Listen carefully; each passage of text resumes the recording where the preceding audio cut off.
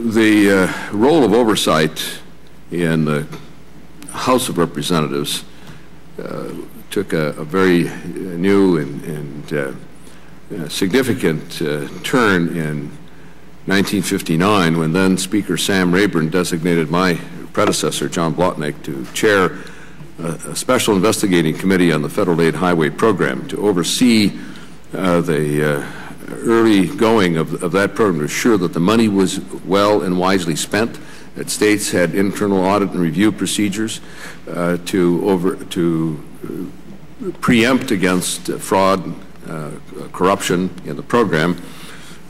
And it was a wise decision, well-timed, and Mr. Blotnick and the staff of former ex-FBI personnel from the Senate Rackets Investigating Committee did a superb job. 36 people went to federal and state prison, and every state since then has had internal audit and review procedures, and the highway program is held in the highest repute. Our hearing today continues the long history of in-depth investigations of and oversight of the responsibilities of our committee in the transportation arena.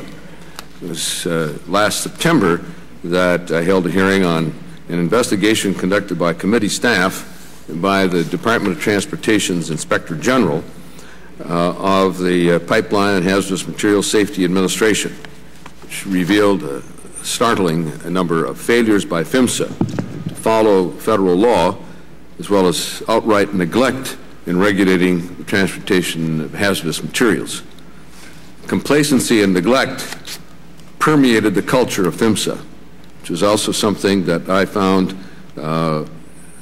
nearly 20 years earlier with the pipeline explosion in Mounds View, Minnesota, and the subsequent inquiry that I conducted as chair of the Investigations and Oversight Subcommittee of the pipeline administration.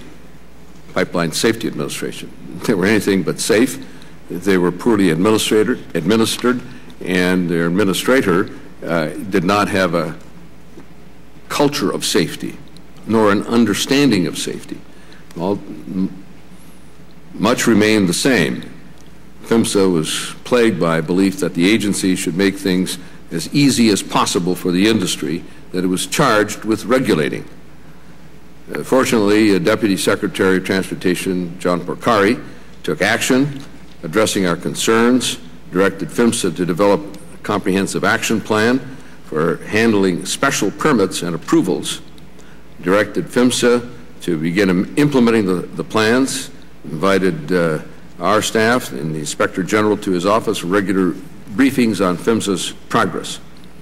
There is a new administrator of PHMSA, Ms. Quarterman. Unfortunately, she was not sworn in until November 16 in 2009, but she has been actively engaged with the changes in their procedures and moving it ahead. The purpose of this hearing is to see how far ahead we have moved.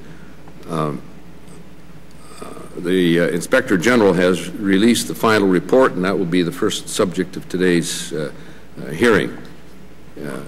It reiterates the concerns I had then, that PHMSA was not reviewing applicants' safety history, was granting special permits and approvals without sufficient data or analysis, failed to consult and coordinate with FAA, with Federal Motor Carrier Safety Administration prior to granting permits, that the PHMSA was granting permits to entire trade associations, giving blanket authorization to thousands of member companies without assessment of their individual safety histories.